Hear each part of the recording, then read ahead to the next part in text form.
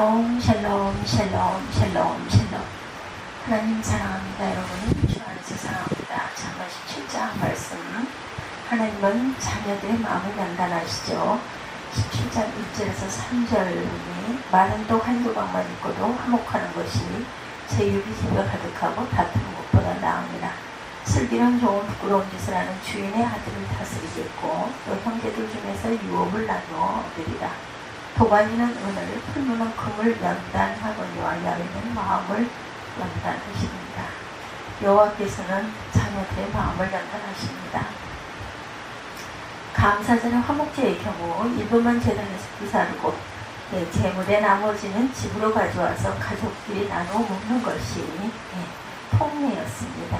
집으로 가져와 나누는 부분은 제물의 가장 좋은 부분이었기에 육선이 집에 가득하면 호화스러운 연회를 의미하기도 한다는 거죠. 제물을 나누는 이유들은 불화를 일으키기도 합니다. 때로는 사무엘상 1장 4절에서 6절에 보니까 엘가나가 제사를 드리는 날에 제물의 분깃을 그의 아내 분인나와 함께 모든 자녀에게 주고 한나에게는 갑절을 주니 이는 그를 사랑함이라. 그러나 야훼께서 그에게 임신하지 못하게 하시니 야훼께서 그에게 임신하지 못하게 하심으로 그의 적수인 분인나가 그를 심히 격분하게 하여 괴롭게 하더라. 이렇게 증가하고 있어요. 가화 만사성, 즉 가정이 화목하면 만사가 형통하다는 보살성어처럼 본문은 가족 간의 사랑과 화목을 권장하는 교훈을 통해서 복음의 진리를 설명하기도 합니다. 마른 떡 한 조각과 육선은 가난과 풍요를 얘기하는 말이죠. 그러나 본문은 물질적으로 가난한 것이 부자보다 더 경건하고 의롭고 영적인 것이 될 수 있다는 의미를 나타내기 위한 것은 아니라는 것. 영적인 삶을 위해서 세속을 떠나 가난과 청빈의 무소유의 삶을 살아야 한다고 생각하는 것은 성경이 아니라 종교의 가르침이기도 합니다. 마른 떡을 먹는 사람이나 육선을 먹는 사람이나 이 세상의 모든 사람들이 불화와 고난이 있어요. 가난하기 때문에 오는 불화도 있고 부족한 것이 없는 풍요가 일으키는 불화가 있기도 합니다. 욥기 5장 7절에 보니까 인생은 고난을 위하여 난나니 불티가 위로 나름 같으니라 이렇게 말해요. 사람 안의 죄의 욕심 곧 탐심이 인생의 모든 불화와 고난을 불러일으킨다라는 거죠. 집에 가득한 육선으로 인해서 다투는 자는 죄의 본성 곧 탐심을 쫓아 사는 인생을 의료하기도 합니다. 집에 가득한 육선은 육신의 생각을 따라 사는 사람의 모습이죠. 육신의 정욕과 안목의 정욕과 이생의 자랑, 그것을 따라 이 세상의 것을 사랑하는 자라고 요한 1서 2장 16절에 증거합니다. 육신의 소욕은 만족이 없어요. 잠언 27장 20절에도 보면 음부와 유명은 만족함이 없고 사람의 눈도 만족함이 없느니라 이렇게 말씀하고 있어요. 만족이 없기 때문에 다툼과 고난이 일어날 수밖에 없다. 끊임없이 다툼과 고난들이 그쳤다 하면 또 다른 일로 비슷한 일로 일어나기도 하죠. 마른 떡 한 조각만 있고도 화목하는 것, 떡 한 조각, 하나님의 앞에 보잘것없는 인생의 모습이기도 합니다. 아브라함은 하나님 앞에 자신을 티끌이라 이렇게 표현하고 있어요. 아파르입니다. 아파르 원어로 보면 잠언 18장 27절에 아브라함이 말씀하여 가로되 티끌과 같은 나라도 감히 죽게 고하나이다 이렇게 말씀하고 있어요. 하나님께서 주시는 풍요만이 마른 떡과 같고 티끌과 같은 인생의 영원한 가난으로부터 벗어날 수 있다는 거죠. 예수 그리스도는 가난한 우리를 하나님과 화목케 하고 영원한 풍요를 주시는 분이에요. 요한복음 10장 10절에 도적이 오는 것은 도적질하고 죽이고 멸망시키려는 것뿐이요 내가 온 것은 양으로 생명을 얻되 풍성하게 얻게 하려 합니다 이렇게 말씀하죠. 우리의 죄를 자백할 때 하나님과의 화목과 사귐이 있다. 요한일서 1장 6절에서 9절입니다. 만일 우리가 하나님과 사귐이 있다 하고 어두운 가운데 행하면 거짓말을 하고 진리를 행치 아니함이거니와 저가 빛 가운데 계신 것까지 우리도 빛 가운데 행하면 우리가 서로 사귐이 있고 이렇게 말씀합니다. 그 아들 예수의 피가 우리를 모든 죄에서 깨끗하게 하실 것이요 만일 우리가 죄 없다 하면 스스로 속이고 또 진리가 우리 속에 있지 아니할 것이요 만일 우리가 우리 죄를 자백하면 저는 미쁘시고 의로우사 우리 죄를 사하시며 모든 불의에서 우리를 깨끗하게 하실 것이요 그리스도 안에서 아버지 하나님과 화목해 되고 영원한 삶에 들어가는 것이야말로 영원한 장래와 기업이 있으며 이 일이야말로 내 영이 잘 되고 강건케 되는 일이다. 요한 3서 1장 2절입니다. 사랑하는 자여 내 영혼이 잘된 같이 내가 범사에 잘되고 강건하기를 내가 간구하노라. 마태복음 5장 6절입니다.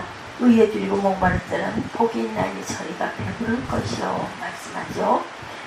그리고 슬기로운 종은 주인의 부끄러움을 끼치는 아들을 다스리겠고 또 그 아들을 종에게 유업을 나누어 드리라 말씀해요.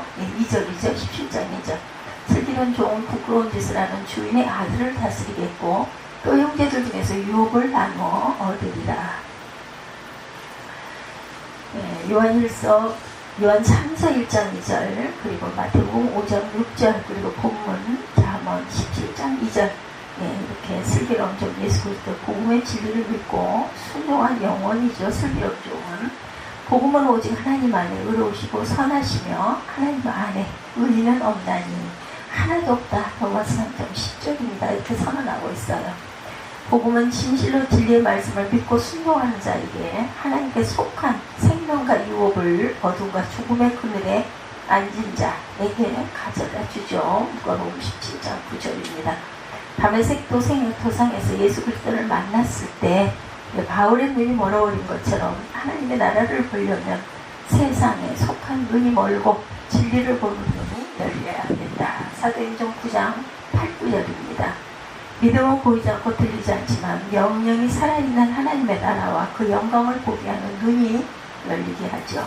죄인을 성령으로 거듭나게 하는 믿음은 세상에 속한 지혜로 깨달을 수 없고 육신의 눈으로 볼 수 없는 하늘나라를 보게 한다. 요한복음 3장 3절이죠. 예수께서 대답하여 가라시되 진실로 내게 이르노니 사람이 거듭나지 아니하면 하나님 나라를 볼 수 없느니라. 그러므로 슬기로운 종은 믿음으로 중생한 자고 하나님과 그의 보내신 자 예수 그리스도를 믿고 경외하는 사람이다. 요한일서 5장 20절에도 또 아는 것은 하나님의 아들이 이르러 우리에게 지각을 주사 우리로 참된 자를 알게 하신 것과 또한 우리가 참된 자 곧 그의 아들 예수 그리스도 안에 있는 것이니 그는 참 하나님이시오 영생이시라 이렇게 증거하고 있습니다. 슬기로운 종은 진리의 말씀으로 연단을 받아 선한 것 하나님 안에 거룩하시고 선하시며 단단한 음식을 장성한 자의 것이다 이렇게 말하고 있어요. 히브리서 5장 14절이죠. 그들은 자기의 사용함으로 연단을 받아 선악을 분별하는 자들이다 이렇게 증거합니다. 믿음을 쫓지 않는 모든 것이 죄라는 것을 아는 자 로마서 14장 23절이죠. 의심하고 먹는 자는 정죄되었나니 이는 믿음을 따라하지 아니하였기 때문이라. 믿음은 따라하지 아니하는 것은 다 죄니라. 믿음으로 쫓아하지 아니하는 모든 것이 죄다 이렇게 말씀하죠. 슬기로운 종은 성령의 기름 부음을 받아 세상에 속한 것과 하나님께 속한 것을 분별하며 항상 믿음으로 성령의 인도를 따라가죠. 요한일서 2장 27절에 너희는 주께 받은 바 기름 부음이 너희 안에 거하나니 아무도 너희를 가르칠 필요가 없고 오직 그의 기름 부음이 모든 것을 너희에게 가르치며 또 참되고 거짓이 없으니 너희를 가르치신 그대로 주 안에 거하라. 유대인은 믿음을 통하여 조상으로부터 주어진 율법과 제사를 통해 말씀하신 약속의 유업을 얻게 되고 이방인은 믿음을 통하여 성령을 받아 거룩한 하나님의 자녀가 된다. 믿음은 유대인이나 이방인이나 육체의 방법과 세상 속으로부터 오직 하나님으로부터 받은 은혜로 말미암아 살게 하죠. 그러나 부끄러움을 끼치는 아들은 사람의 전통과 유전, 모형과 비유를 붙들려 하기 때문에 항상 지금 사람에게 빛을 비추시고 구원을 베푸시고 진리로 인도하시는 하나님의 말씀을 보기는 보아도 보지 못하며 듣기는 들어도 깨닫지 못하는 사람이다. 이사야 1장 9절입니다. 야훼께서 가라사대 가서 이 백성에게 이르기를 너희가 듣기는 들어도 깨닫지 못할 것이요 보기는 보아도 알지 못하리라 하여 듣기는 들어도 보기는 보아도 알지 못하는 것은 하나님의 일들을 하나님의 생각으로 헤아리고 사람의 생각으로 생각하고 헤아리고 판단하기 때문이다. 하나님의 일들을 사람의 생각으로 헤아리고 판단하기 때문이다. 세상에 속한 자기 눈으로 보고 들으려 하기 때문에 살아계신 하나님의 말씀을 믿지 못하고 깨달지 못하는 것이다.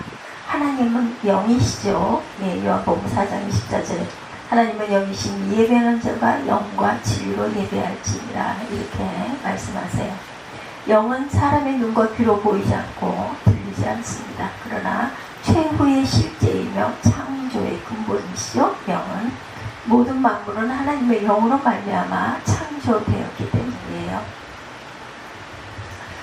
창세기 1장 1, 2절에 태초에 하나님의 천지를 창조하시니라 땅이 혼돈하고 공허하며 흑암이 깊음 위에 있고 하나님의 영은 수면 위에 운행하시니라. 하나님의 말씀은 영이고 생명이다. 요한복음 6장 63절이죠. 보이지도 않고 들리지도 않는 하나님의 말씀은 죄인을 구원하고 영영이 살게 하는 진리다. 사람은 본성적으로 자기의 지혜와 이성의 깨달음, 행위의 모임을 통해서 하나님을 알려고 합니다. 그러나 사람은 사랑의 하나님을 알 수 있는 유일한 방법, 오직 믿음뿐이라는 것이죠. 하나님은 하나님에 관한 모형의 그림자를 따라가는 것이 아니라 모세를 친히 대면하여 말씀하셨던 것처럼 우리가 친히 하나님 아버지를 대면하는 자리에 나오기를 원하신다. 신명기 34장 10절에 그 후에는 이스라엘에 모세와 같은 선지자가 일어나지 못하였나니 모세는 야훼께서 대면하여 아시던 자요 이렇게 증거합니다. 하나님을 대면하는 자리에 서는 것은 오직 그리스도로 말미암은 은혜로 된 것이다. 고린도전서 13장 12절에 우리가 이제는 거울로 보는 것 같이 힘이 하나 그때는 얼굴과 얼굴을 대하여 볼 것이요 이제는 내가 부분적으로 하나 그때는 주께서 나를 아신 것 같이 내가 온전히 알리라. 그럼에도 불구하고 여전히 하나님을 대면하는 모세 얼굴에 나타난 광채조차 견디지 못해서 수건으로 얼굴을 가리우던 유대인들처럼 먼 발치에서 하나님을 두려워하며 섬기려 하는 것이 우리의 모습입니다. 그리스도의 은혜를 의지하는 믿음은 하나님과 나 사이의 간격을 없이 하여서 한 번의 지성소에 들어가 하나님을 대면하게 하죠. 그래서 항상 그리스도의 은혜를 의지하는 믿음은 하나님과 나 사이의 간격이 없다. 지성소에 들어가 하나님을 직접 단번에 대면하게 하신다. 히브리서 4장 16절에 그러므로 우리가 긍휼하심을 받고 때를 따라 돕는 은혜를 얻기 위하여 은혜의 보좌 앞에 담대히 나아갈 것입니다. 그러나 불신앙은 수많은 예법과 절차, 행위의 모양을 통해서 하나님을 향하여 나아가려고 합니다. 그리스도 안에서 우리를 부르신 참 아버지, 하나님을 대면하지만 말씀을 믿지 못하는 불신앙의 우상이 깨지고 허물어져야 한다. 육체의 모양과 깨달음이 아니라 믿음으로 담대히 살아계신 하나님을 대면하게 하는 자로 세우기 위해서 하나님을 부르시는 자들 자녀들에게 징계하시고 마음을 연단하신다라는 것. 히브리서 12장 6절입니다. 주께서 그 사랑하시는 자를 징계하시고 그의 받으시는 아들마다 채찍질하시느니라 하셨으니 이렇게 말씀하세요.